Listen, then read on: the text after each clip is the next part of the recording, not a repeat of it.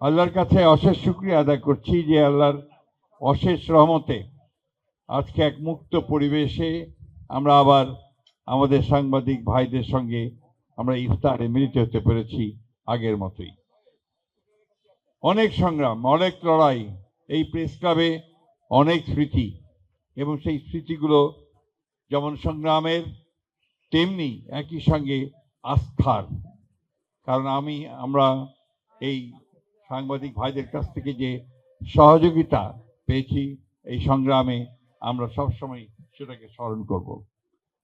এই সুযোগে আমি স্মরণ করছি আমাদের গণতন্ত্রের আপসীন নেত্রী, দেশনেত্রী বেগম খালেদা জিয়াকে, যিনি সব সময় এই গণমাধ্যমের সঙ্গে, গণমাধ্যম কর্মীদের সঙ্গে একটা অত্যন্ত চমৎকার একটা সম্পর্ক যার ছিল। আজকে আমাদের দুর্ভাগ্য যে আজকের এই দিনে তিনি আমাদের সঙ্গে নেই। পরম করুণাময় আল্লাহ তাআলার কাছে তার আত্মার মাগফিরাত এবং তার জন্য বেহেশত কামনা করছি। প্রিয় ভাই ও বোনেরা, আমরা সংবাদপত্রের স্বাধীনতার কথা বলি, গণমাধ্যমের স্বাধীনতার কথা বলি সব সময়। আমাদেরকে অবশ্যই সেটাকে বিশ্বাস করতে হবে এবং সেই বিশ্বাসে কাজ করতে হবে। আমার একটা কথা আমি সরাসরি কথা বলি, সেটা হচ্ছে আমরা যেন আবার সেই ফ্যাসিস্টদের মতোই সাংবাদিকদের উপরে চড়াও হয়ে না বসি। এই কথাটা আমাদের সকলকে সব সময় মনে রাখা প্রয়োজন বলে আমি মনে করি, বিশেষ করে আমাদের সরকারের। আমাদের মুক্ত যে গণমাধ্যম, সত্যিকার অর্থেই সেই মুক্ত গণমাধ্যমকে প্রতিষ্ঠিত করা আমাদের লক্ষ্য হওয়া উচিত। আগামীকাল একটি নতুন ইতিহাস রচিত হতে চলেছে।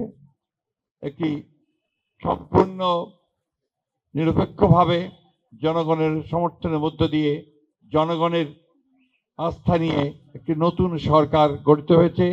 আগামীকাল সেই পার্লামেন্টের প্রথম অধিবেশন হতে চলেছে।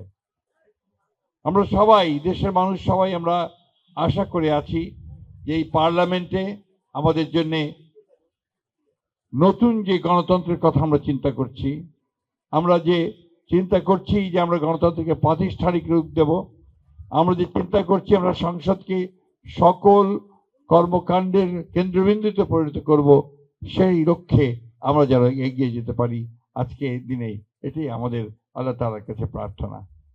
আজকে বাংলাদেশের রাজনীতিতে একটা নতুন সুযোগ সৃষ্টি হয়েছে।